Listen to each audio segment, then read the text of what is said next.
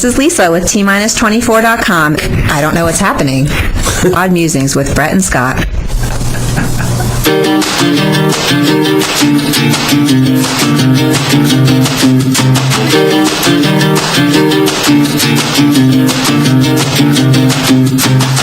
Live Vehicle Network Studios here in Royal Oak, Michigan. This is Odd Musings. We are your hosts. I'm Brett Pinson.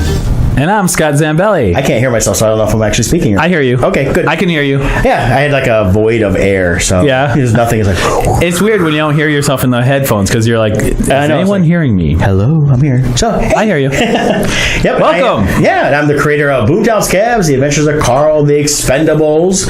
A lot of cool, fun artwork. I'm a ship shopper.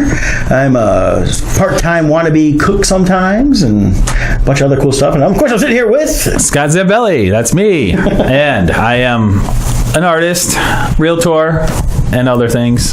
Anything to make a buck. If you have $1, I want to talk to you. What's going on there? Oh, not much. I still hear you. Everything. Okay, good. Can you hear you? I can hear myself a little better. All right. So there we go. I think Dominic adjusted the headphones for me a little bit. Yep. So. All right. We're good. We're off to a shaky start, but we promise it gets better from here. You know, it's funny. Coming in, there was a thing on the radio about the most awkward newscast ever. I guess it's going viral right now. It's out of San Diego, and you know how they'll have a reporter on scene, right? And then the reporters in the office in the studio will try to make some kind of like lighthearted joke to transition over to the on scene location. Yeah. So it was about inflatable. It was this big event where all these inflatable bounce houses and things were at for all these kids and stuff. So the reporter in the studio makes a joke about, you know, is inflation a good thing or not? Okay. And the reporter on scene, it sounded like didn't get it was like a tie into his bounce houses. So he's like, "Are you talking about economics?" Yeah. Anyways, it was this really awkward transition, and it just was all downhill from there. They're always making mistakes. It's like the one with when the female reporter looks at the guy and goes, "What happened to that 6 inches you promised me last night?" Ooh. Y'all take that any way you want. It's a family-friendly show. Yeah, so that was it was funny listening to that. But you had a fun weekend. You and Dominic both. Yeah, well, left on Friday morning, went down to West Virginia, Huntington, West Virginia, for the Tri-Con. Been there. I was there last year. Hadn't been in a couple years prior to that, but done it before that. It's always a fun show. Mm-hmm. Eric and James are the promoters, and they always do their best to try to get a crowd to come out, and are always very supportive of the artists that they bring in and everybody else that sets up vendors and everything else. Yeah. Had a great time. On the way down, we don't have Chick-fil-A readily available here in Michigan, so as soon as we get to Toledo, we grabbed the Chick-fil-A and kept on going. I took Connie the Comic-Con mom with me, and we're driving down. Had a good drive down. A little bit of rain, nothing bad. Get into West Virginia. I always go to the hotel first, and so it takes me a slightly different way than if I went directly to the convention center. And so we're going down this. We end up crossing the Ohio River and following it down along the river for the longest time. And about 10 minutes before we get to the hotel, I swing into Hillbilly Hot Dogs. Oh, yeah. And this place it looks like hillbilly heaven. They took a couple of school buses inside and a bunch of other buildings. They crammed it all together. And you can eat in there. We didn't. We just grabbed hot dogs and went. And I got their Hillbilly Hot Dog, which is a deep fried hot dog. They deep fry the hot dog itself, no batter. Okay. And then they covered it with chili, mustard, and onions. And I wanted to just give it a try. And they have a really good hot dog. They have a great chili. And I think next year when we go back, we're going to stop in and actually plan to sit and eat for a little bit, because they had a bunch of stuff on the menu. They had like 50 different hot dogs to choose from, and plus all the other deep fried goodness. So I'm going to definitely try that again. And then we got set up, and I got a chance to hang out with Vinny and Lisa from T-24. You know, Lisa did her little intro this morning here. Yep. She does know what's going on. She does. Most of the time. She's aware. Most of the time. So I got a chance to spend some time with them. We had a nice dinner that night, and then the show was fun. And I know Dominic was there. He said he had a good time. First time there, right, Dom? Yes. Yeah. I really enjoyed the show. Yeah, it was a great time. And we had this kid, though, coming around that was awesome. He comes up to me in the morning, and Mom had saw him first, and he comes back, and I had to bring Carl out. For those of you guys that have seen Carl, I don't know where Scott's going. He's running away. Coffee. Oh, he forgot his coffee. So the kid comes by after he met Mom. He'd seen my Carl puppet. So I bring Carl up, and Carl talks to him for a little bit. And he likes puppets. He has a puppet at home that he was telling me about, and he enjoys it. When he comes back later, he's actually in a rain slicker type costume. He created his own costume, and he's been going around. And he started with basically nothing, like a little Pennzoil card or something. He started trading with people, and at that point, he had a print and he had a comic book. And I said, "Well, I've already got the book because it was a book from Sean Pryor. I know, Cash and Carry." And the kid just left. He's like, "Okay." And he left. He comes back later, and he swapped the print with Billy Tucci for one of his prints. And I was like, "Well, I don't have a Tucci print." And for those who don't know, Tucci's an amazing artist. He's known for his Sergeant Rock. Also, She was his biggest one in the 90s. That was his self Then he did title. He did Sergeant Rock about 8 years ago now, which was actually about the Lost Battalion, which has got a lot of actual historical reference into it. And he's been really big with the Greatest Generation and getting these guys' stories up. And he also did an amazing nativity comic book. Yes, A Child is Born. Yep. It's about the birth of Christ, which beautifully done. So yeah, that was definitely, for him, that was a true passion project, and yes, it was all from the heart on that. Yeah. So this kid has his print. So I said, "Okay, so what do you want to get?" He goes, "Well, I want the puppet, but that's like $25,000. I was like, "Yeah, you're not getting the puppet." So I ended up trading him a Carl comic book. Ruppets Puppets is listening right now. Like, $25,000. Yeah. What? He's one of a kind. But so we traded on that. He goes, "Will you sign it?" I said, "Sure." Here you go. And I immediately see the kid run down and start to try to trade with somebody else. And so when all said is done, he was going around, kept up trading. Yeah, he ended and up what with did he end up with? nothing, and ended up with about $25 to $30 worth of stuff. Yeah. I come to find out, his dad said he did this at a mall around the holidays or something like that for his mom, and started off with nothing. And by the time he was done, he had a $60 ring he gave his mom. So when he started off with nothing, though, something has to be the first trade. So yeah, well, this one, it was like he said, like a Pennzoil card. It was like a valueless card. So it was just he brought this card with him. Yeah, and he had watched YouTube videos several years ago. There was all these reports. This guy started with a paper clip, and when he was done trading over like 100 days or something like that, he ended up with a house. Yeah, and I mentioned off air, we talked about, there was a TV show where it was about extreme up trades, or I forget what it was called, but like they would have a goal, and I think it was a competition. Like they were given something, and then the goal was to trade up and see who could get the most or something like that. It's really interesting because the whole idea behind trading is something has value only so far as what another person thinks it's worth to them. So you can take something that might be less value to one person, but then go to someone else who wants it more and trade, and that's where how the up value goes. Right, and it's like even with, I don't know how he got the book in the print, how many trades he did before that. Right, and then he went up to Dom. He went up to your table, right? Yeah.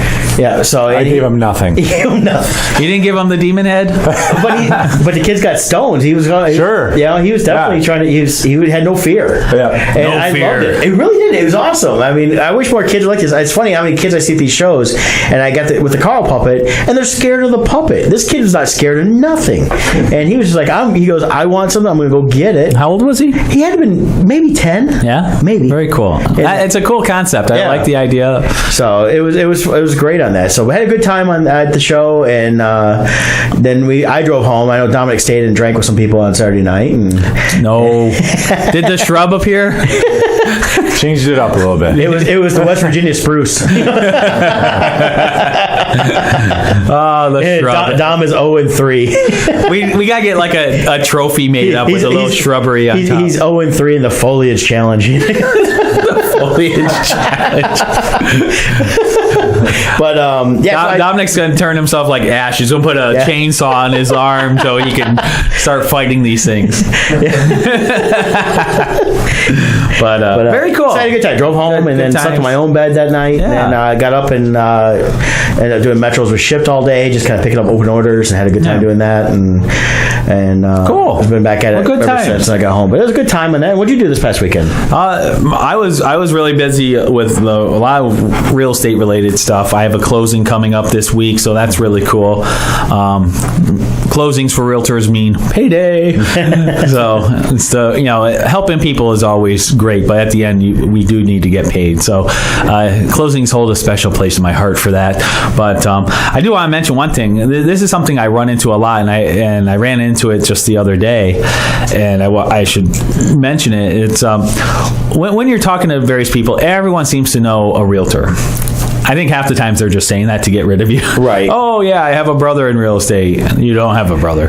But my brother's uncle's third cousin's college roommate. But even like one deal, we a house we almost listed, but they ended up going.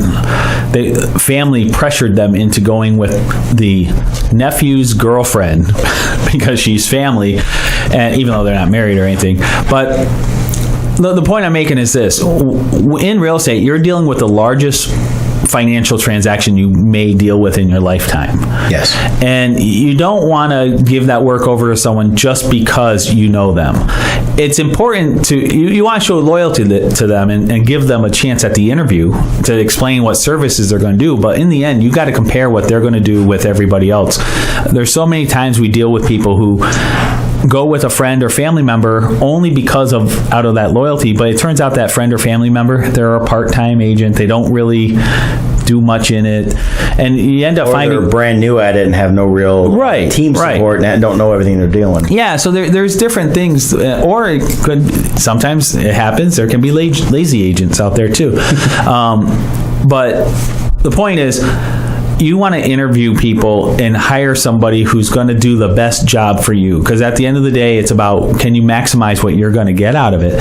So anyways, not to get off track, but interview the people, and if they are friends or family, definitely give them the chance to interview for the job. You want to show loyalty that way, but they should understand that in the end you got to make the best decision for you.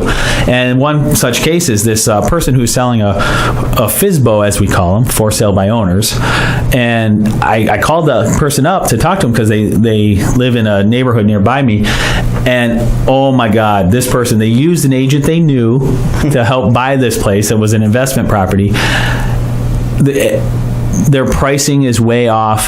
They're $70,000 above asking price for the top house in the area. But their agent, because it was a friend they went with, didn't know the area. He priced it completely wrong, and now these people may potentially lose a lot of money in this flip.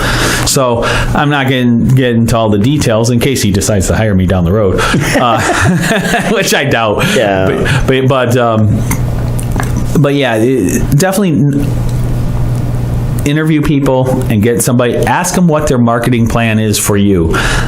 Same with people I know in my life. I don't want them to give me the business just because they know me. As you said, you want to earn the business. Well, yeah, I was always like that, and I had a lot of referrals. Like Mom would refer to people when I did wireless phones, 15 years ago and more. And the thing was, they came to me not because of that, but really they didn't have to buy from me because it was like they knew Mom or somebody else they knew. It's because I sat them down and said, "Here's the information," and I went through every bit I could and explained things to them in the best way, and they were like, "Okay, that makes sense." And then, but I had some people that say, "Well, so and so says this." Right. A lot of times I can say, "Well, that's not true." Right. And if you know your business, you can then go into the why. Well, here's why. Here's what the reality is. Here's anybody can promise you what they want. Anybody can say what they want. Like, "Oh, you're going to get this. Oh, I guarantee I'm really good at this. I can get an Eskimo to buy ice." Yeah. You know what? That's fine and dandy. You can be the greatest salesman in the world, but if you're not in the right market, you're not going to be able to. You sell an Eskimo ice because he needs the ice. And just because he's living on ice doesn't mean it's good ice that he needs. He needs a different type of ice. Or if they don't need the ice, then they resent you later because they're like, "Wait a minute, I didn't even need this." If you've convinced people to do stuff and buy stuff that they didn't even want, that they didn't want in the long run. So one of my sayings when I've always done sales has always been, I'd rather somebody be mad at me because I told them the truth than to find out later I lied to them and really hate me. Oh, that's the other thing we come across. People, where I've talked to people about what the value of their property is, and you have it's a market analysis, and you show them what the area is, and then it's like, well, my cousin says I could get $30,000 more. And it's like, okay, well, that's all well and good, but based on what? There's no data to support that number. You know, your cousin can say whatever they want. Exactly. Reality is a whole different situation. Exactly. So interview your real estate agent. Give me a call. Interview me. You'll find out I'm better than the others. Yeah, ScottZambelli.com. Yes, ScottZambelli.com. Thank you for that. Or Realtor Scott Z on Facebook. But yeah, so you know, the thing is even no matter what you do on stuff like that, you should always do your homework. Never go in blind or face value. You know, especially when you know the person, because I mean, it's fine again to do business with family and friends, but even that, business is business. Family and friendship should be family and friendship. Well, and the thing is, this is when you start meshing the two, some people don't know how to separate them. Right. And the thing is like, you know, when I deal in business, I'd rather deal with somebody that deals in that area. Yeah. And if it's somebody I know, I'll sit down with them and find out the way to go, and I'll tell them why I'm going to go with them or not go with them. Yeah. And go over there. So no, that makes sense. Now, one thing to transition, I can help you find are those houses with the garages with the 20-foot ceilings. All right, we got a new trailer for Bumblebee, the new Transformer movie. It actually looks pretty good.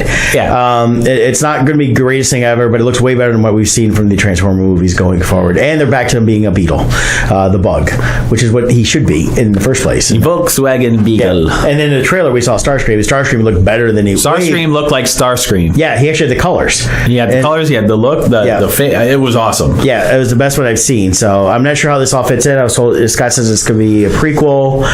And if that's the case, then, you know, hopefully they're forgetting that the stuff that came later and they can just have a really good movie.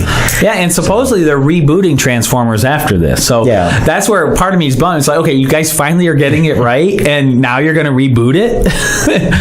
So step one, get rid of Michael Bay. I don't believe he's part of this, so as far I'm as I know, about he's that. Not. And in fact, even Joe from Minuteman Press is on here, and he says G1. That's the best. My favorite is still Generation 1 of the Transformers. Which we want to learn about the toys and stuff like that. Check out the Netflix special on toys that made us. But it looks like they are allowing the G1 designs to heavily influence this Bumblebee movie. They should have from the beginning. So I'm excited about that. So we'll see. Yeah.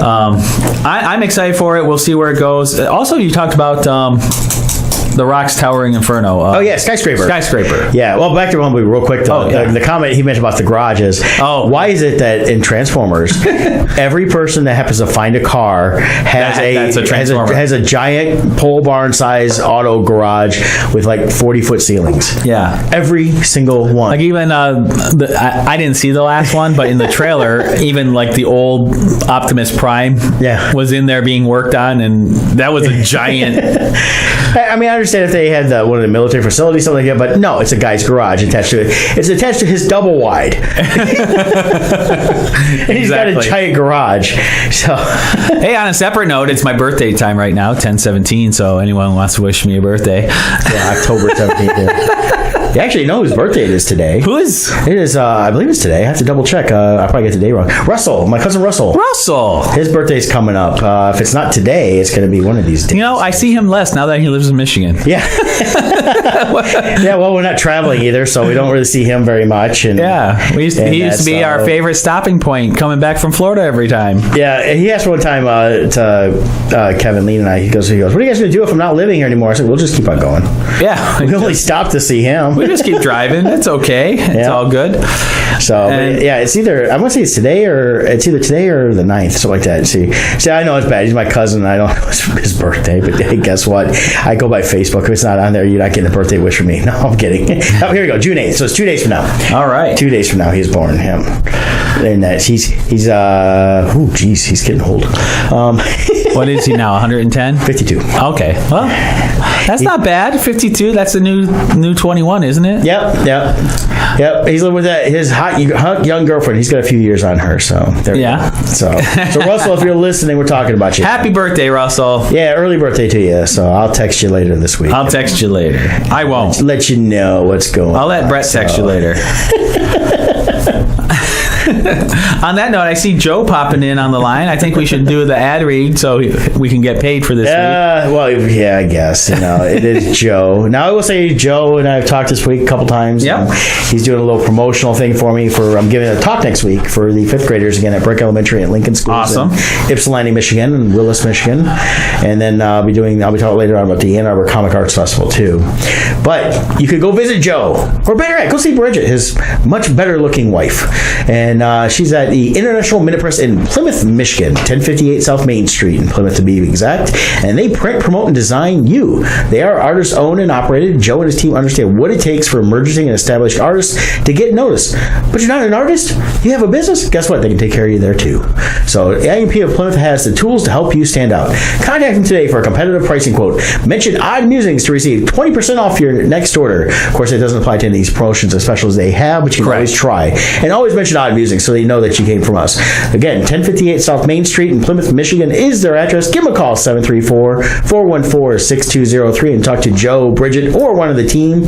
And you can visit them online at myprinter.intlminutepress.com for all your good printing needs. Yeah, we appreciate the support that International Minute Press gives us, as well as Loringer Family Chiropractic, which we'll be talking about later. But just remember, if you enjoy our show, give our sponsors a look. Giving them business is they're supporting our show. You supporting them helps support us. So definitely visit their websites. Go to our sponsor page. The links are all on there. And any business you give their way, it helps. It shows your support of our show as well. So exactly. Yeah. Good times. Always appreciate that. And speaking of not really a direct sponsor, but you see us wearing our T-shirts if you're watching the video, and these are from T-24, so TEEMINUS24.com/odd, and you can order your Odd Musings T-shirts there, as well as some other cool stuff they have. Indeed. And use coupon code ODD for 10% off your Odd Musings T-shirt. So order T-shirts, and actually we get money directly from that for every time you buy one. So yes. So instead of do that, we get like $1.50, I think. So Gene Simmons would be proud of us. It's our first marketing venture. Eventually, we will have everything. Yeah, we need Odd Musings coffins and toilet paper. And what else does Gene Simmons do? You name it, he's got it. His face is on everything. I think he's got Kiss back massagers. Does he? Yeah. Really? You name it. If he can put his face on it, he will. They did have the Kiss coffins they sold through Costco. Yeah. See, that would be like cool if you say, well, I'm going to be above ground in a glass box and people can see my coffin as they walk by. If you're going to be burying it in the ground, what good's it going to do you? Yeah. Hey, what a cool coffin. Here's some dirt. So one thing that I always have fun with is word origins or phrase origins. Yes. There's a TV show, I forget what network it was on, but it would go into origins. Like, for instance, people will say blazing a trail.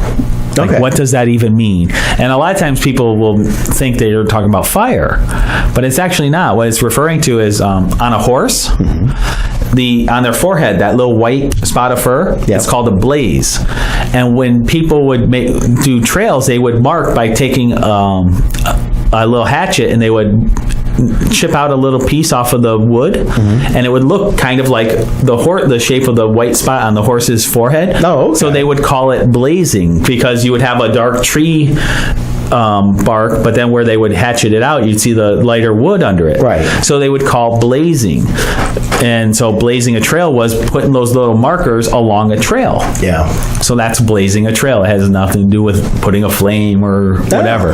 So I always have fun finding out what these different histories are, because how often do we say things that we never even think about what we're actually saying? Well, I was telling you, you mentioned this to me. I told you I was having to turn on the TV just for the news at 4:00 yesterday, and Ellen was on, and she mentioned about what it finished this phrase, when in Rome. Well, the two millennials had no clue. They go, I just thought it was pasta. They go, I thought it was just when in Rome, and I was like, no, it's when in Rome, do as the Romans do, and that was, and that goes way back, which I don't really know the origin. But I know it goes way back to to... I believe it goes back to St. Paul. Yeah. Paul the Apostle, because he was in Rome. Like I could be wrong on this. That's what I was going to say. If I remember right, I think it goes back to that. It is from the Bible. It says it's basically reworded from the Bible. Right. But it's basically letting them know when you come into Rome, you need to act as a Roman. Right. So that way you kind of blend in. Yeah, and Paul had multiple citizenships. He was a Roman citizen, technically, but also he was a Jew, and so he had citizenship in different countries, so he would act according to the traditions of the country he was in when he was in them. Yeah. So I'm pretty sure that one, but that one I'm going from the top of my head, so don't quote me on that. Well, that actually goes along with a lot of cultures, though, that do that. I've met a lot of people like from India that have said that while they still keep a lot of their cultures, they do assimilate a lot of ways into the American culture. Right. And I've heard that from other countries too. When they come here, they try to assimilate as much as possible because you're supposed to do that because you're blending into that. Right. And a lot of it is just blending in so you don't necessarily stand out as a negative. Right. So here's some phrases. I'll say the phrase. Okay. And Brett will see if he knows the word origin. The answers have been sealed in a hermetically sealed mayonnaise jar. Is that what it was? Sure. Remember Johnny Carson with what was his name? It was Karnak. Karnak, and he. Weird, wild stuff. Yes. So here we go. Rule of thumb. Have you heard that one before? Well, that one, I have heard that, of course. And I assume it's got to have to do with measuring. It is. And it probably goes back prior to rulers. Yes. Measuring tape.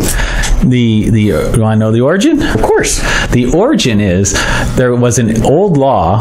Now this one I'm going from the top of my head, so I remember it clearly, but I don't remember the date. So like I don't know if it was 1600s or what, but the old rule was you were allowed to whip your wife with a stick no thicker than your thumb. No thicker. Right. Length was not an issue.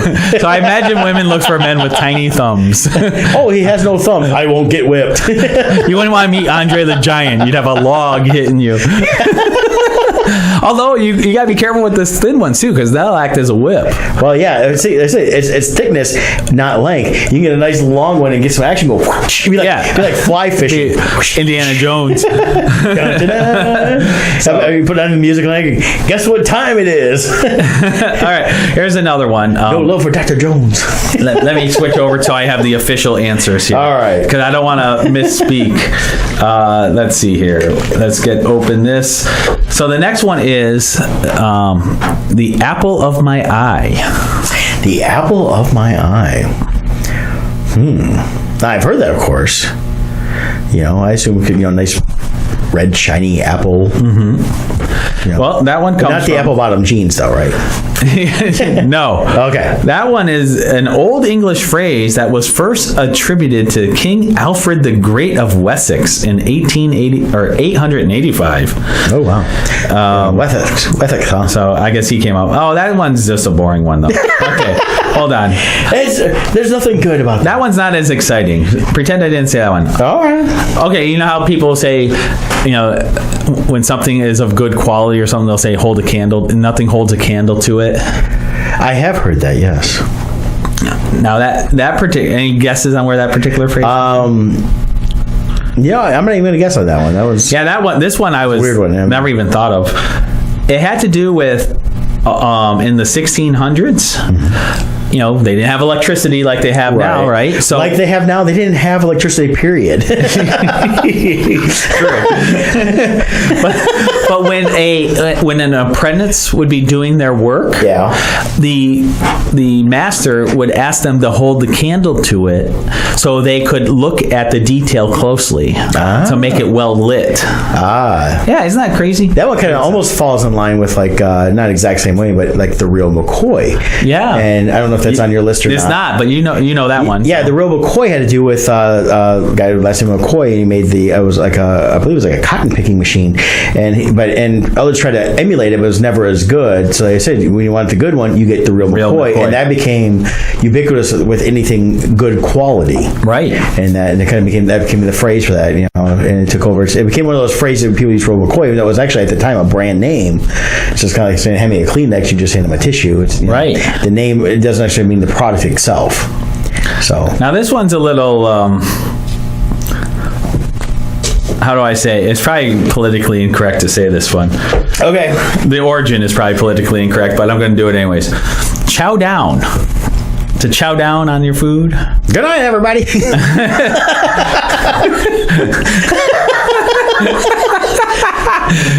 There's your innuendo. No.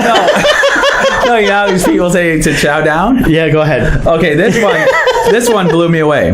It was first used by U.S. military during World War II. Okay. It's referencing the chow, a Chinese breed of dog, because the Chinese were known for eating dog meat in their diets. Right. So when they would say chow down, they were referring to they're probably eating dog food, dog meat. Oh, okay. Is what they were referring to. So it's puppy chow. Yeah, literally. Yeah, so that was interesting. All right. Okay, let's move on. Let's see.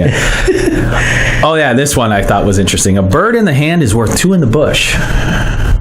Good night, everybody. None of these are bad. None of these are bad. Yeah. And I saw the Animaniacs. They said you can't fingerprints. So Yes, that's true. But okay, so bird in the hand. Well, I assume it's like it's probably a hunting thing where you've caught one and Close. So since you caught one and there's two in there, it's still better, So. Very close. What they are referring to is that the bird in your hand. It was referring to hunting, but the bird in your hand was the predator bird, the falcon. Oh. And the ones in the bush were the prey. So in the trading market, a predator bird was worth more than the prey birds because the falcon could get you more birds down the road. Right. So that's what it was referring to. Oh, I was close. Very Yeah. cool. Yeah. So Ding, ding, ding, ding. I win one. any pop into your head that you know of? Whoa. I guess we just had a ding. Something dinged. Dominic's getting instant messages now. The spirits of Pokemon have he leveled up. We are now seeing Dominic in his true form. See, he's hunched over in his chair, so he must be at the Pokemon gym. That's it. But I don't know. I mean, there's all kinds of different sayings out there. Yeah, there's so many. Like you think, hair of the dog. Hair of the dog. Now I know that has to deal with being drunk and that. I don't know where it came from. I mean, hungover, I should say. You're hungover and hair of the dog is drinking the next morning to avoid the hangover. Right. So you have more of the saying to avoid it. And this one comes from the belief in the 1500s that if you were bitten by a dog with rabies, you would be cured by applying the same dog's hair to the wound. Huh. I think that's how werewolves came about. Probably. That's probably why so many people died from the plague, It probably is. Oh, I got bit and I got the plague. Great. Just grab that rat there and rub it all over you and you'll be fine. Yep. Okay, I'm not going to go too much more here. I'm just a couple more. Yeah. Baker's dozen. Well, I mean, I know that's 13 of whatever it is. Mm-hmm. And I assume that's like the baker saying, I like you. Here's an extra one for you. Okay. What it had to do with is a dozen is 12, as you know. But because of the laws at the time, there were strict penalties for underselling weight. Oh. So bakers would throw an extra bagel or whatever, extra product in to make sure they were above the weight limit because they didn't want to be accused of underselling. Oh. It was about quantity, all about weight. It was about the weight limits and stuff like that. So that's an interesting one. Yeah, that is interesting. Mad as a Hatter. You know that one. Well, I mean, the Hatter from Alice in Wonderland was mad, so... But the phrase "mad as a Hatter"? No, I don't know what it... Oh, I thought you knew that one. No, I didn't. Wow. There's actually one thing in the world I actually know that Brett doesn't. I always attributed it to Alice in Wonderland. No. Actually, the character, the Mad Hatter, comes from the real life scenario of people that were hatters. Oh, wait a minute. I have heard this. Yeah, the mercury. Haberdashers, and they were making it, and the mercury and everything from the materials that they worked with would drive them mad. Yeah. See, so you did know it. You just didn't know you knew it. I know. I just had to have a little hint to find out where the file was at. Yeah. Let's see. Kicking a dead horse. Now, this one I don't know, but I assume it has to do with cowboys going, "Come on, man, they're going to get me. Get up, get up." And him lying there going, "I'm dead." The horse is dead. No, it has nothing to do with an actual horse, which, I mean, you hear the term kicking a dead horse, so you think, well, obviously it's useless to kick a dead horse. Yeah. But in the 17th century, the term dead horse was a term for work in which a person had been paid for in advance and had already spent their money. So they haven't done the work yet. They were paid for it and spent it, but they still needed to do the work. So they were called a dead horse. So kicking the dead horse is referring to them, I guess. So it's kind of like today when you're out there spending money on your credit card and you ain't earned $1 yet. Yeah, that's about it. So we have a lot of dead horses walking around. A lot. Zombie horses. Like, oh, I thought this one was cool. In the Buff. In the Buff. Again. Again. Hi, everybody. Good day, everybody. Well, you know, there used to be a lot of streaking in the 60s, so... Yeah. And in the 70s happened on the Oscars one time with David Niven, so... so what do you got? All right, we'll do two more. Of course, it shows a picture of someone's butt. Yes. We'll pretend it's a female butt because there is no hair, so... I'm not looking at it for the picture. Now, this is cool. Scott's watching porn on No, so the term in the buff comes from a buff coat, which was a light brown, yellowish leather tunic worn by English soldiers up until the 17th century. So the original meaning for in the buff was simply somebody wearing that type of coat. But because the coat was a kind of a flesh tone, it transitioned over to meaning not wearing anything. But it actually meant to wear a buff coat. Isn't that weird? That is very weird. Must be why they switched over to red coats. Red, yeah. It's like, why are all these naked guys charging down the field? What's going on here? It's like, oh, you're... Of course, if you've seen like Braveheart and that, those guys would flip their kilts left and right. So the British are like, okay, we don't want to be portrayed as dumb anymore, so we're going to go red. We're going to go red. That's right. Red like the blood of our enemies. We don't want to be like those crazy buff guys. Yeah. It takes a lot of bravery to run buff down the battlefield. There you go. Yeah. Actually, there's a funny video on Facebook. It's like how to win any fight, and you see these two guys squaring off, getting ready to do a fist fight, and the one guy just suddenly drops his pants, and the other guy's like, "Whoa, I'm out here!" I've seen that. He's like, he just feels like, "Come on, like, I'm out of here. Peace out." And then I guess I would have to say this one too, because since I advertised the show with this one, flying by the seat of your pants. Oh. Well, I assume that's an old... I see the picture there, but I was thinking it was kind of like an old, early flying thing with like the Barnstormers.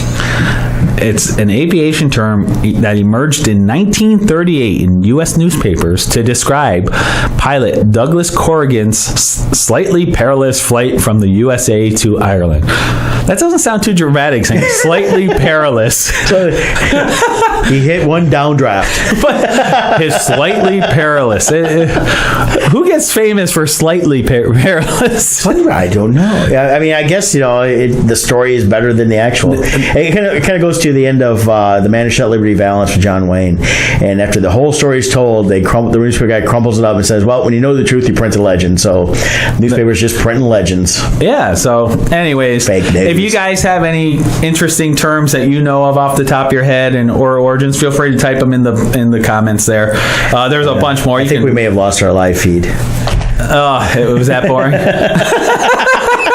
Facebook gave up. Well, Facebook said, screw you guys, I'm going home. Facebook said, is this even a segment? But this is why we video this. So those that are actually watching this at this point, you've fallen to our YouTube channel. I still have a feed. Do you? Mine's just circling now. So. Oh, is it circling? Yeah, so. That's okay. Yeah, we'll see what happens. We'll move forward. It could be my phone. We'll persevere. It could be my phone. No big deal. That's why we're paid the big bucks. Yep. And then But So we got to talk about something else. So speaking of who else bed bugs, perseveres? Yes, Lorangers. Loringer Family Chiropractic. Your journey to wellness begins here. Build a healthy lifestyle with chiropractic care. At Loringer Family Chiropractic Center, they take great pride in providing the finest chiropractic care to each and every patient. Yep. Loringer Family Chiropractic offers on-site digital x-rays, massage therapy, orthotics by foot levelers, young living essential oils, aromatherapy, full line of vitamins, and a family-oriented environment. They do.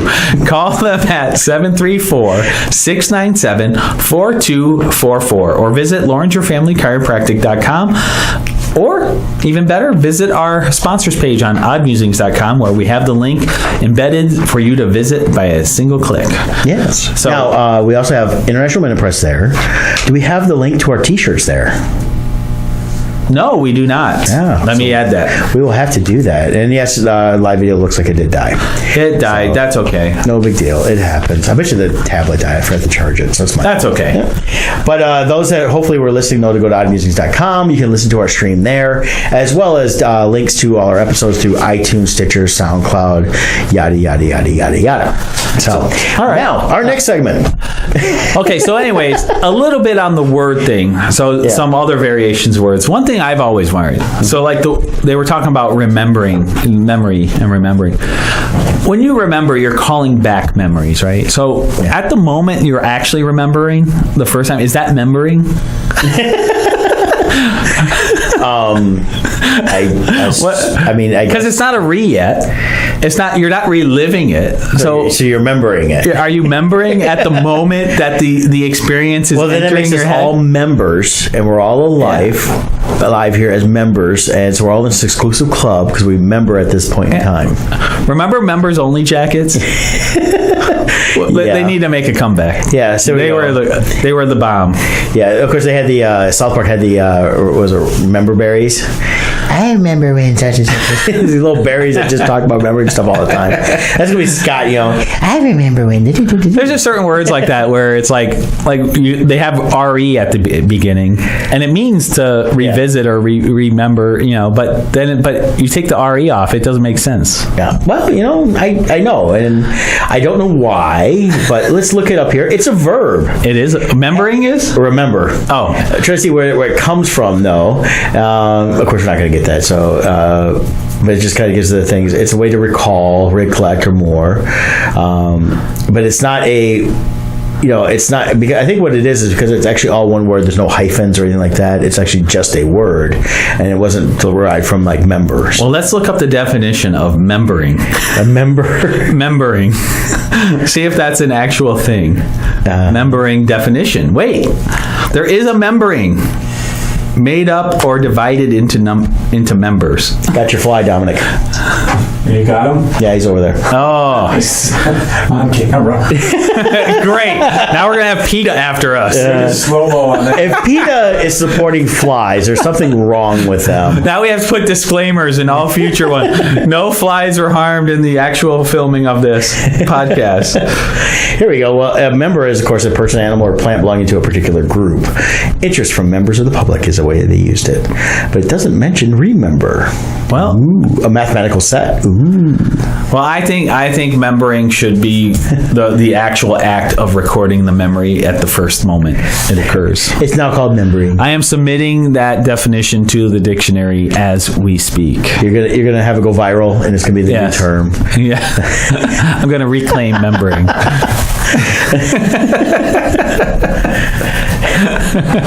All right. Well, as you guys can see, we had an interesting show this week. We didn't really have much of a topic. No, that's okay. We got other things to talk about. And but we do have a lot of fun stuff going on. So. Coming up soon, we have Incredibles 2 coming out. Now, I already got my ticket. You got your ticket for that. I don't have my ticket yet because I didn't even realize time has been flying by so fast. Yeah. I can't believe it. A week from tomorrow. Tomorrow is so it'll be the 14th is the preview night. Yeah, I definitely. I know at the theater I go to in Canton, Michigan, I'm going to the 5:00 show. It's a 3D version of it. Mm-hmm. It was the very first show. I was like, I got to see the very first show because I've been waiting now 14 years for a sequel to my favorite superhero movie of all time, which is The Incredibles. Yeah. You know, and not just because it's a great animated film, it's just a great superhero film altogether. So It's so far up to now, it's the best Marvel Fantastic Four movie ever made. yes.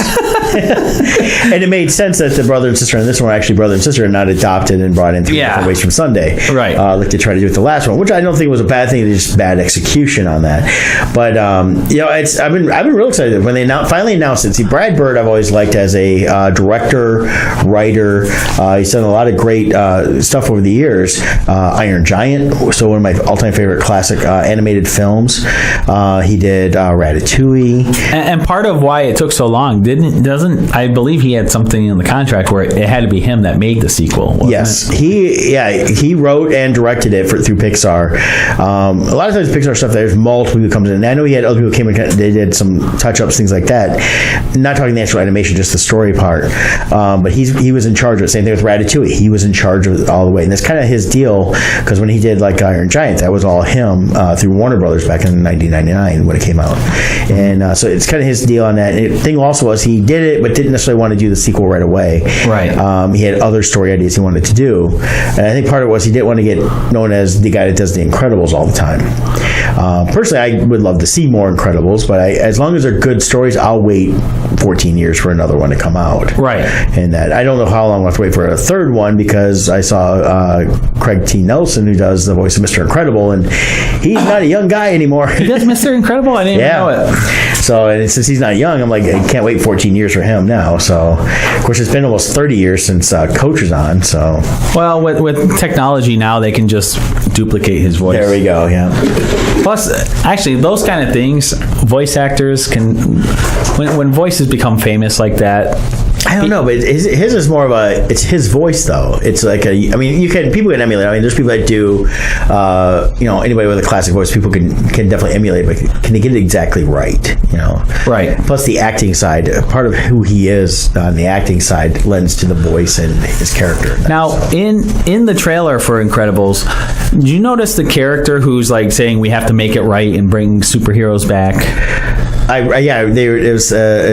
kind of like a rich guy, Right. So. But the look of him, you watched the Troll Hunters. I've watched a little bit of that. I swear that is the same. That's Mr. Strickler from Troll Hunters, who I swear they use the exact same character model. Yeah. It's like, wait a minute, that's Mr. Strickler from Troll Hunters. So Yeah, well, I'm waiting to see if that guy is actually not the bad guy, because you think he's gonna be bad? I'm speculating. Oh, If not the one that they end up fighting, the main one, because they do take on. It starts off with the Underminer. That's Brett is making a bold prediction. But I think we need to have supers back. It's kind of like Syndrome. We got. He goes. He wanted to bring. His thing was he wanted to make everybody super, so then nobody was special. Right. And this guy here goes, well, we need to have the supers come back, because you need supers to deal with the villains. Right. And that he probably learned from watching Sinestro. That's my take on the plot that I've seen so far. I'm just excited to see Mr.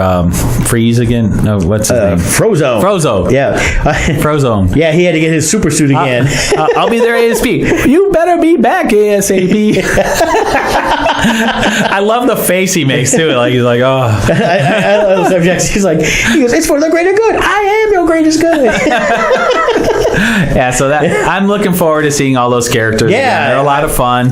And definitely, I've been so busy. I want to go see. I need to see Solo again, but definitely want to try to see The Incredibles a few times, because I just love seeing it on the big screen. Mm-hmm. And I saw the original one, I think, 3 or 4 times. They had some really cool Incredibles 2 toys come out too. Like they had some Funko Pops at Motor City. Did they? Were pretty cool. But they have like these really cool 12-inch figures. Yeah, they have the articulated figures. But they have ones where they made the costumes are actually fabric.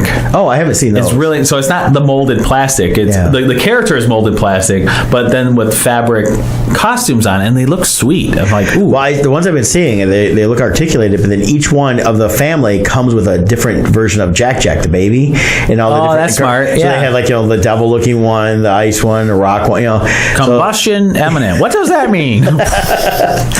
So that's gonna be. I think it's gonna be cool to see Jack in action, and that's gonna be kind of fun on that. Which is always funny because my character in Boomtown Scabs, we have the rabbit infant, doesn't change or do that kind of punch. His power was when you take his binky away, he attacks, and a couple of the looks. I was like, hey, I think Jack does that. So, They must have read my book. he did, and they didn't pay me for it. Cool.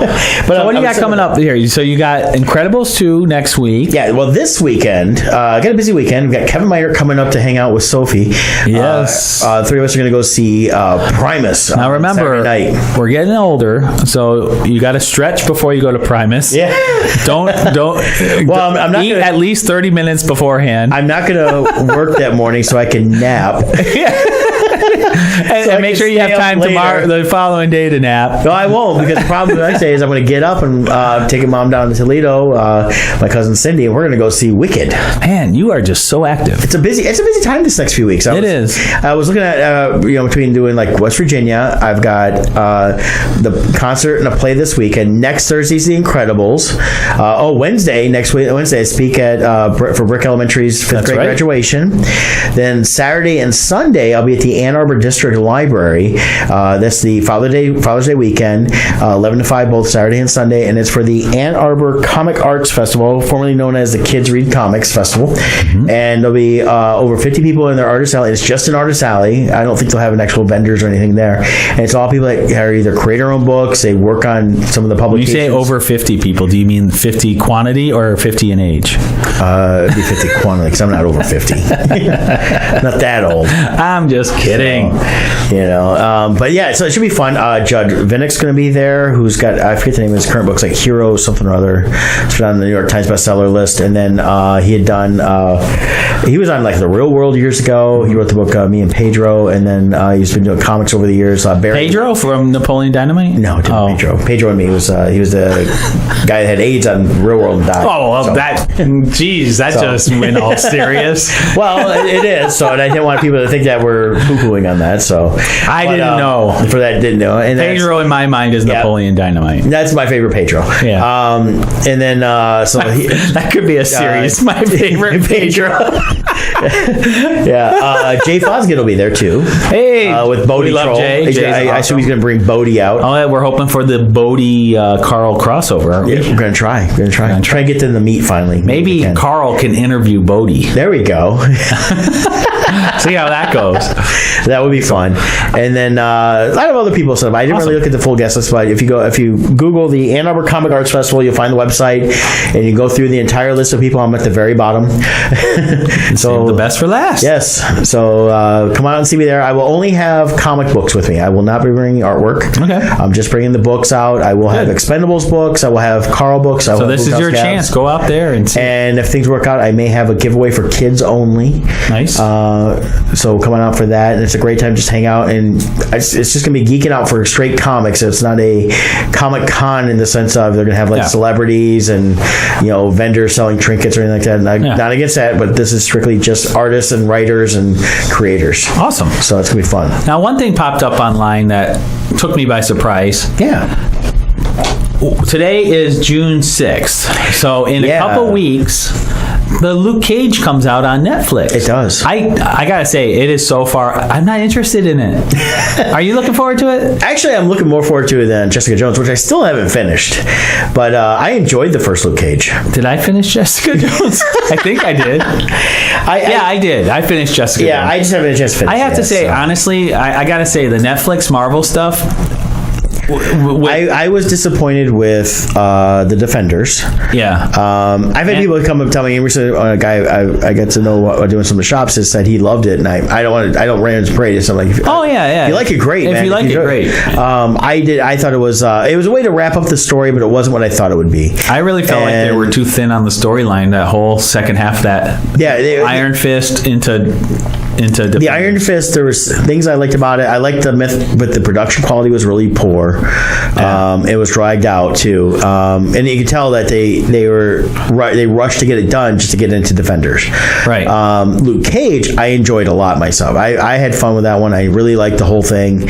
I like the visuals of that one were a lot better than some I other liked ones. Luke Cage up to the whole Cottonmouth storyline, but then after he left and then the brother storyline kicked in, they kind of lost me there. Yeah. I didn't like the second half or the final third maybe of that season. First 2/3 I really liked, but I don't think I liked it enough for one season. I don't need a second season of Luke Cage. Well, I am interested to see how it goes because I haven't seen any trailers on it, but I definitely want to see that.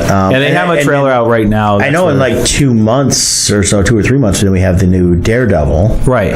Daredevil and Punisher are the only two I'm really excited about. Anyway. Yeah. Jessica Jones, she got renewed for a third season already. She doesn't need a third season.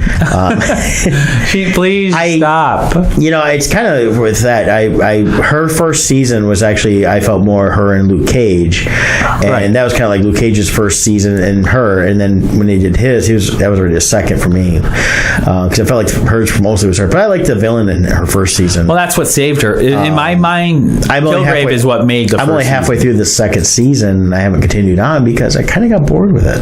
Yeah, it just doesn't. It just wasn't appealing to me on that. Yeah, so. I really think I have a feeling because originally when they were talking about this, they were going to do this phases for up to Defenders. Right. Then it sounded like phase 2 would be like new heroes coming in, but I think Marvel shut them down as far as new heroes. With Marvel launching their own, actually it's Disney launching their own streaming channel, and one of the things they're going to have in there is their own Marvel series. Right. So I have a feeling they screwed up Netflix plans for these future phases, and now Netflix is locked into these characters that they have. Well, they'll keep it because they're going to make money off them anyways, as long as they can. It's kind of like like Sony and keeping Spider-Man and all that stuff. They're going to hold on to it as long as they can because they know they're going to have money coming in from it, and they want to keep that connection. Yeah. I just think they'd be that's stronger. Also where I've noticed that if you look at Netflix, a lot of the stuff coming out now is all originals for them, or they bought overseas stuff and showing it as a Netflix original for the United States. Correct. But it's definitely a lot of stuff on that. I mean, their top stuff is still like Stranger Things. That's a top show, and which still amazes me since the original. I don't remember the quantity now, but it's something like 15 other networks rejected it before it got to Netflix, and it's like it was such a phenomenon that it's culturally changed the landscape of pop culture. But to be fair, too, like it got rejected by 15 other networks, but I think thankfully so because I think if other networks handled it, it wouldn't have been done. Oh no, if it'd been a regular network, they would have totally changed it. Yeah, it wouldn't have been as tight as it is. If it'd gone to like a TBS or TNT, even they would have had a little more leeway, but still would have wanted at least 13 or 14 episodes, right? And would have been dragged out too long. And then the production value of each episode would have been less because the budget would have stayed the same, just spread out over more episodes. No, and I love that Netflix when they do this, they allow these people to say, okay, you don't need it. Now they're doing 13 episodes with the Marvel, but that's Marvel, I think, dictating that. ABC wants Disney wants the 13 episodes because it fits their model of when they do half seasons. Correct. But the Netflix model is primarily 8 to 10, right, depending on the series. I mean, it's like Santa Clarita's Diet is 10 episodes, perfect. Yeah, it hits 10 half-hour episodes. 10 half-hour at that. Yeah, so it's like 5 episodes in a way. Right, and it's perfect that way. So you're not getting too much, and you're getting tighter stories. Yeah, and the humor is fresh all throughout. Yeah, and just as fresh as their kills. Well, it's like the old adage says, talking about old phrases, they kind of leave you wanting more. They do, and that's always the best thing. That's the key. It's you got to have that balance, and I think that's where Walking Dead went. They went too far. Yeah, had they wrapped up their story 2 seasons ago, or just never hired Scott Gimple and had a different showrunner, things would I have zero interest in Walking Dead anymore. I hate saying that, but Frank Darabont sitting there going, "I told you guys." According to what I read, I think next season is Rick's last season. Yeah, that's been Andrew Lincoln he says, "I'm done after this next year," which means they're either going to kill him off, or he's going to go wander the world aimlessly like King in Kung Fu. Could be. But I think it'll kill him off. And then the speculation is now, of course, the Nego take over. They're getting rid of all the main people that everybody liked. Daryl will still be around, but they've hardly used him. So if he takes over and becomes a central point, it's like you've already made him a lame character in a lot of ways. Yeah, he was an amazing character for 6 seasons or so. Yeah. And then they hardly used him. Once they got into the storyline with the kingdom and that's Negan and kingdom and all that stuff. They had too many characters. The storyline went too many directions, and all the characters people actually cared about were being ignored. Carol, Maggie's also leaving. She's got a new series starts in the fall. Oh, she's leaving. Yeah, she's going to do the first half of the season for Walking Dead right now. They're going to allow her to do that. But then her new series, which I believe is on ABC, for the second half, she'll have very little interaction. But they said they would work her to be able to go in on her off time. But her primary focus is going to be her new series. So she's leaving Walking Dead. I know. Gregory and Negan need to be together. They need an odd couple Walking Dead with Gregory the mayor. Yeah, he's Felix. Is he still alive? Yeah, he's Felix, and then Negan would be Oscar. Yeah, I think those two would pair up well. So there we go. That's my pitch for that. But we're running out of time here. I know that. So we've had an interesting week this week, just jabbering about cool different stuff. Yep. So join us next week for more of the same, I guess, but different. But different. Actually, I'll have stuff to talk about from the weekend. Yeah. With Kevin Miner coming in for the Primus and stuff like that. So I guess we're done. So Dominic, why don't you go ahead and just take us out, man? This is Lisa with T-24.com, and you've been listening to Odd Musings with Brett and Scott.